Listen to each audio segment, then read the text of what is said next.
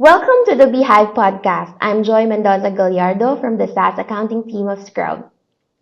If you're a finance leader at a B2B SaaS company, let me ask you, how much of your highly skilled, high-touch team's time spent on routine tasks? I'm talking about exporting CSVs from your CRMs or your accounting systems, manually inputting data to calculate revenue, and updating actuals for your budget versus actuals reports, and just lot of data entry. That manual process isn't just an annoyance. It burns money, and worse, it burns out your best people. So we do experience this in our teams. If we do manual things over and over again, and being manual is really often prone to errors, which gets pointed out, especially when they are embedded in metrics and data that are used for everything, commission payments, company value to bonus targets, it can really get challenging and it can really strain our team. So to help us understand a solution, I'm thrilled to have Ali Rizvi, the founder of TrueRev. Ali, welcome. Can you start by telling us what TrueRev does? Thanks, Joy. Great to be here. Yes, TrueRev is a revenue management system. It's built specifically for SaaS companies. We replace the chaotic web of spreadsheets, disconnected systems by allowing finance teams to fully automate the order to cash process using software. It lets finance and accounting teams manage bookings, all of the billings, revenue recognition, and critical financial and SaaS metrics in one place. We recently have also embedded an AI tool in our app, so you can use just regular language prompts to ask questions about your TrueRev and your QuickBooks data, such as tell me about which customers are at highest risk for churn, or where are my biggest one-time expenses coming from. We've designed TrueRev really to stop that difficult, morale-killing manual work, so the team, your finance team, and others can finally operate on a more strategic basis. Okay, so let's break it down a little bit, Ali. So let's start with that core pain. So our topic is ditch the spreadsheet. So when you see finance teams running on spreadsheets, what do you think is the real hidden cost that a CFO might be missing? Yeah, this is a great place to start. To be honest, spreadsheets really, they're not the enemy. Spreadsheets are going to be around. I don't think they're going anywhere. They're certainly great for doing one-off analysis, but I think the real hidden cost is relying on spreadsheets and other manual things for critical, repeatable reporting. The stuff that you're having to do on a ongoing, frequent, regular basis. Reality is, look, every finance leader has some spreadsheet that they have to maintain and update on a regular basis. That's what we're trying to change eventually. Let's use one example. Imagine you're a finance leader. There's a board meeting that might be upcoming that you have to prepare for. And the first step before you prepare those to present the numbers is you have to update the numbers. And so just think of really what happens on a month-over-month basis, right? You export a bunch of data from your accounting system like QuickBooks. Maybe you export more data from your CRM so it can tell you when, you booked a customer or a group of customers. You take that information, you now have to update your master spreadsheet that you've been living in, month over month. And what do? You have to create more rows, you have to create a formula, you have to create more columns. And then all of a sudden, let's say you're doing this, and it's happened to me a bunch of times before, is you find an error. Somebody was in the spreadsheet and they changed a historical number, and now you're scrabbling, basically. You have to go recheck everything. You have to make sure all the formulas work, and all of that stuff that you've been working on is now broken, right? So you end up spending all this time. I've talked to people, I've done it myself, where you literally before a Monday or Tuesday meeting, you're spending all weekend just fixing a spreadsheet. It's crazy. So the real cost definitely is the time, for sure. But it's also like just exhaustion. I mean, if you have to do this on a regular basis, and this is sort of the process that becomes repeatable, I mean, people just end up burning out, to be honest. The job gets less interesting. And so I think, sort of summing that, I think it's like a competitive disadvantage. It's not just like the uncalculated labor of doing all of those things on those weekends, in those evenings. It's the fact that so many people are spending 90% of their time just doing this, like validating numbers, fixing errors, while other people, I think, who have better processes are now analyzing them. It's Yeah, are right. doing that less. Yep. So yeah, I'll pause And there, but in, that's how we think about it. yeah. And in Scrub, we really do believe in high touch partnership. That's what we aim for. Like really, more than just the reports, more than churning out numbers for our clients. We want to be that partner. So as you mentioned, giving insights, spending more time on the analysis. So I think if like it's hard to really be a partner when you're buried in those VLOOKUPs, those spreadsheets. So, where do you see this manual model completely break down for like a growing SaaS company? Like if they continuously using spreadsheets and they want to scale, so where do you think this is breaking down for them? Yeah, I mean, first of all, you're right. It's the central kind of conflict is that everyone who's a good client service provider wants to be high touch, wants to give that strategic angle, that strategic voice to leadership. But the manual grind of doing that the stuff that consumes all this time every month, it ultimately forces the team into kind of more low value data fixing roles. They never really become that strategic partner. Like the manual model, really where it breaks down, at least what I've seen, is right around the time a SaaS company begins to grow past, $1 million or a few $1 million in ARR. And like, why is that? It's because it breaks down usually at that point because the complexity of the data really can explode. Like suddenly you're not tracking 20, annual contracts. All of a sudden now you have 50 or you have 100. And each of the contracts may have a different start date, and some might be multi-year terms, and some may have monthly billing schedules versus quarterly. There may be now variable usage products in there. So you just think about that complexity just starts to happen as a company matures. And then all of a sudden the sheer volume of data that you're trying to pull from, like, say, for example, QuickBooks, it just becomes so much harder, almost impossible really to manage manually with any real confidence. So that's the breakdown, I think. It's the finance team, while they want to be strategic, they end up spending all their time reconciling data discrepancies between systems. And then they end up having a lot less time for the actual like high value strategic, views. Yeah, and we're seeing it too. Like you can't be keeping, since it's highly manual, you can't be adding people doing manual work as you grow. So like it's also like counterproductive. So you mentioned about skilled experts. So like being high touch. So what do you think should a senior finance expert be doing with their time? Yeah, and then we mentioned it. Instead of just really pulling data. So we want to emphasize that, especially to our listeners, finance leaders. Yeah, I mean, I think like what I think like a skilled expert or an expert for that matter, like the expectations from a company when they hire you as a skilled expert, like what should they expect? What should they get?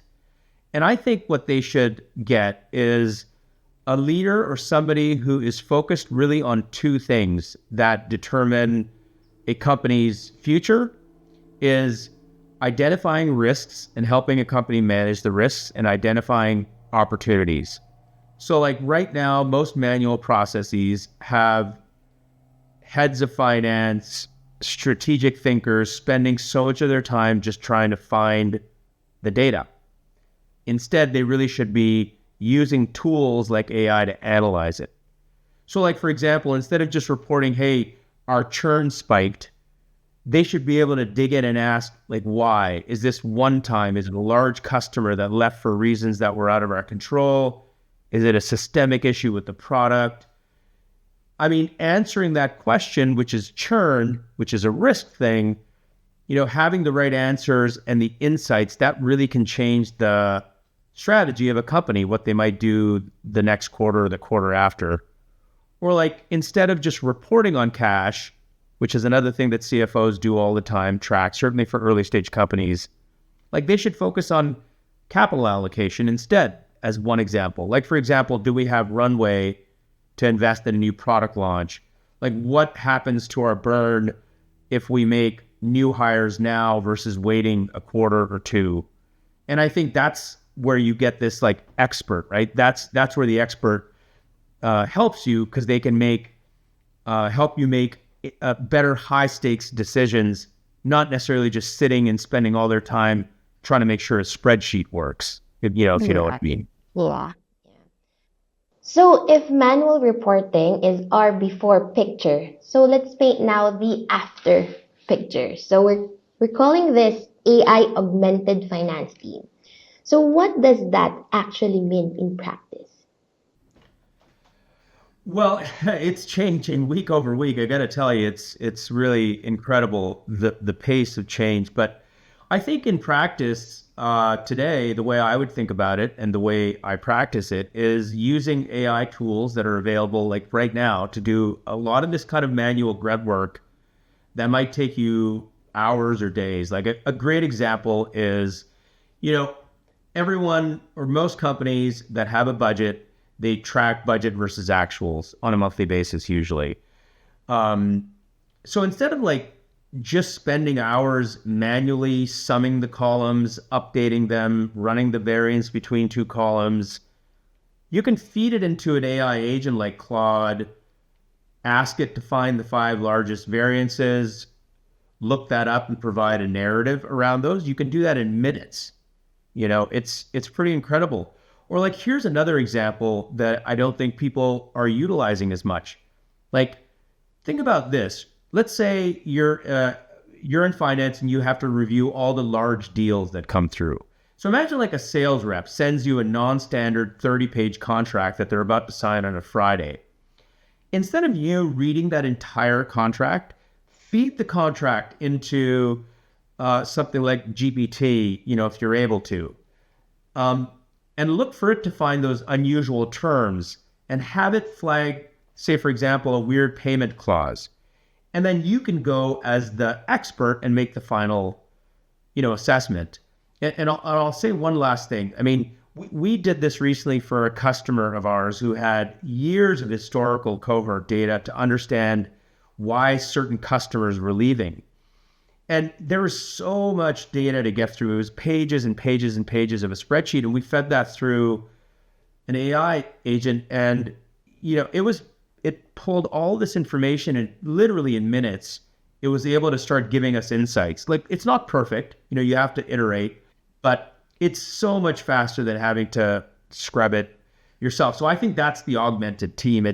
You have AI that can do a lot of this heavy lift, and then you can have the human expert that has that judgment, that does the actual analysis and helps make a strategic decision. That's how I think about it. Yeah, agree. So, Ali, let me just also share, like, we have been also exploring AI in our team. So we have come across Notebook LM. So it's also, it's like GPT also and Gemini. So we feed in contracts, like you mentioned, about like if you read like 70 plus or more than 100 pages of contracts and you just want to look up or review specific clause or terms and you want to summarize it, or if you're looking into like series of contracts with the amendments and you want to analyze it as a whole.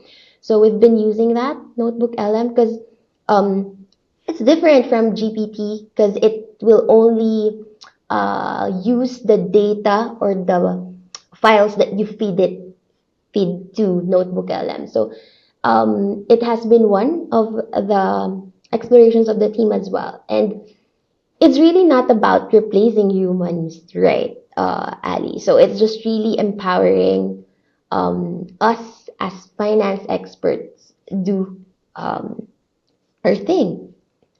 So if we talk about the future, Ali, so how does this augmented model move a team from just reporting to predicting? I think you mentioned this earlier about like more like complex analysis aside from the usual cash basis. So how can AI surface this cash flow variance predictions, and how does a human finance leader can use that insight better? Well, I mean, I think so. I think about with AI, and especially as it's getting, better and better and better. It's it's so. Let's use the contract as an example, right? I mean, I mentioned that you could feed a sales contract into an AI agent and have it find the unusual clauses. So that's great. Like that's a step number one. But imagine using it in a more sophisticated way. Like, think about you plug the contract into an AI agent, but at the same time, it already has actual financial data from your accounting system, say from like QuickBooks. And it also has your revenue forecast.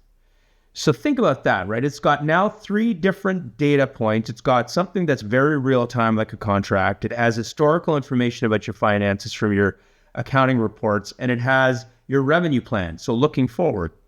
And then what you do is then you have it read a complex clause in a contract and say, hey, look, this is a non-standard acceptance term.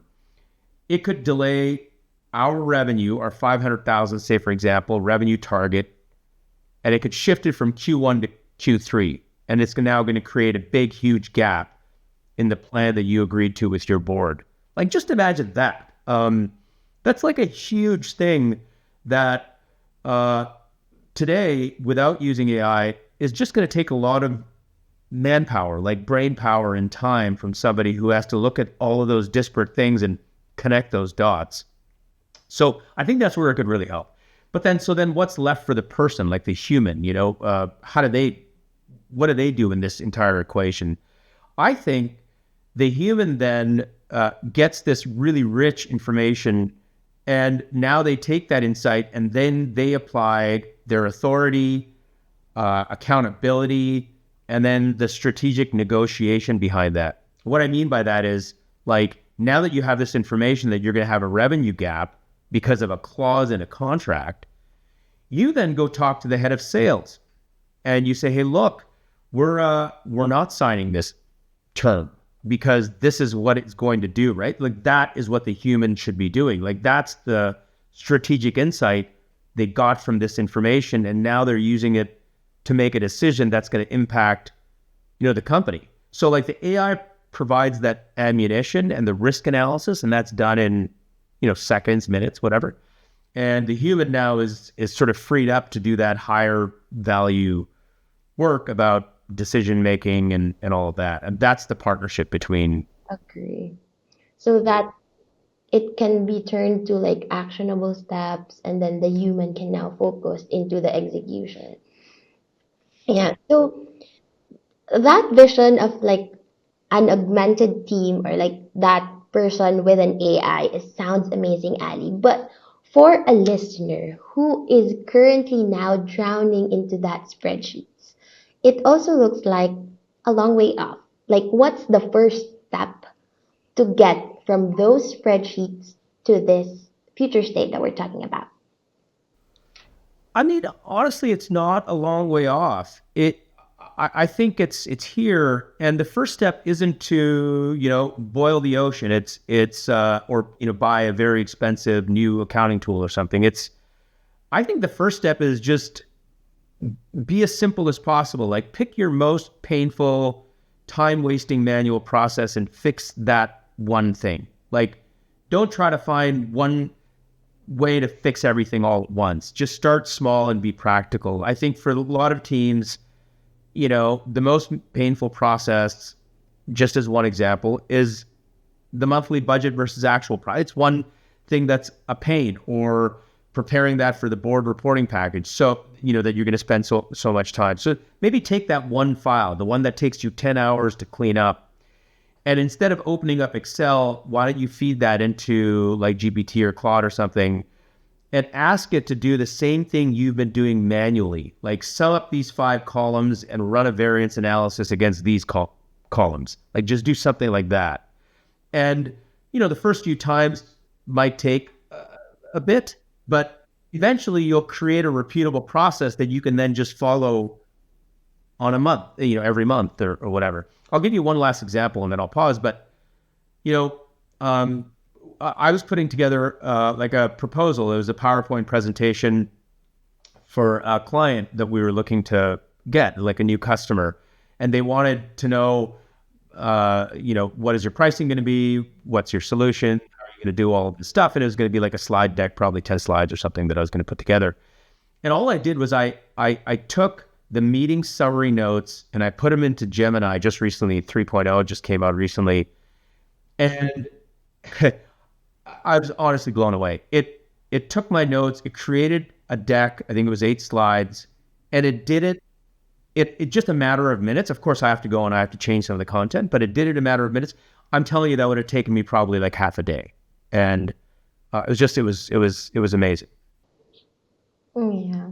So a question I know our clients at Scrub, we need to tackle this, would ask is about the like partnership and trust. Like how do you get a finance leader trust the AI's output? I think when we use the notebook LM and their client is really asking about have you validated the results, like some of this like for convenience clauses, they're really like they're not really straightforward. Sometimes you really need to read through the contract and then it can be like implied.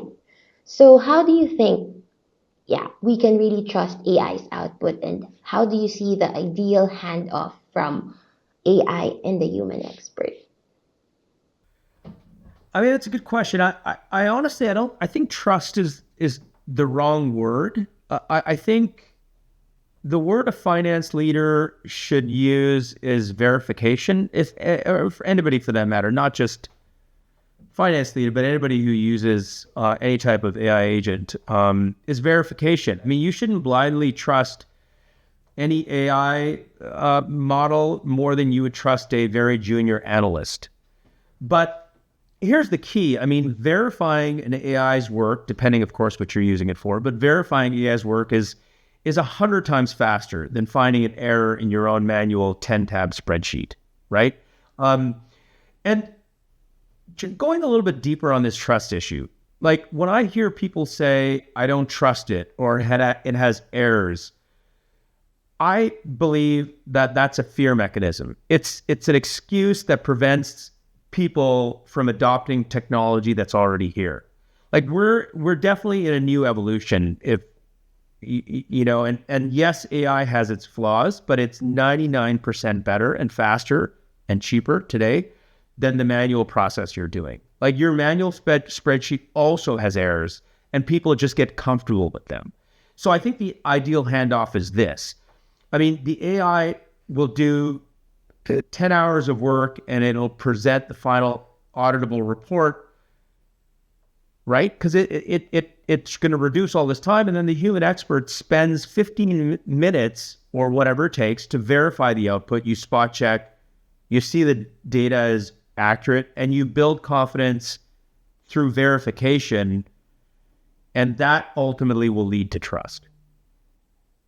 And my honest thought about it too is on how we can further improve the inputs, because basically we're the ones inputting like the prompts. um, we can actually improve that, like make that more comprehensive, more like instructions are very clear and the rules, so that it can also churn out the results that we wanted. So, talking about like the urgency of this, Ali. So we sat like in the next year. So what happens when a B2B SaaS company that are still manually building their reports, what do you think will happen to them in 2026? Yeah, we picked 2026. I mean, not it's not far off. I mean, it's in less than 30 days, right? But I think the urgency is not so much a year, but it's really the urgency is starting the adoption process or changing your process now, like as soon as you can. I mean, so the question, like, what happens? A company isn't going to explode on January 1, right? 2026 if it doesn't use this, but it's what happens. I think is a pattern we've all seen before when a really significant new technology comes along. Think about like a calculator or digital spreadsheets when they came around. There's always a group that resists, like they don't trust it or they think the technology is maybe temporary. And I think we're in one of those moments right now. It's breathtaking, and I think companies that are still doing manually things that they could use this type of technology to do, they're whether it's in 2026, whether it's in 3 months from now, a year from now, they're simply choosing to stick to the old way. And the early urgency really is that early adoption is what's going to help you. It's not going to hurt you. You get to learn the technology faster, use it for your own benefit, the better. So getting your team to use these tools now, even though they have flaws, I think is the only way to learn how to be more efficient. I think the companies that wait or the people that hide behind like those trust issues are the ones I think that they ultimately get left behind. It's really that simple. Agree. So the best time is really now. So this has been so insightful, Ali. So we've gone from the pain of ditching those spreadsheets, the problem, to a clear vision for the AI-augmented team, where technology empowers us to be strategic and high-touch partners we're meant to be. So as we wrap up, Ali, to our listeners, if you could leave just one final key takeaway, one thought that would stick to them as they look at these spreadsheets, what would it be? I would just say, just get started. Just start using it. For those who haven't, just get started. There's no better way than to just start without asking questions and over analysis.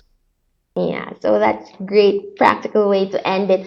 And for our listeners who want to learn more about these concepts, our two teams are here to help.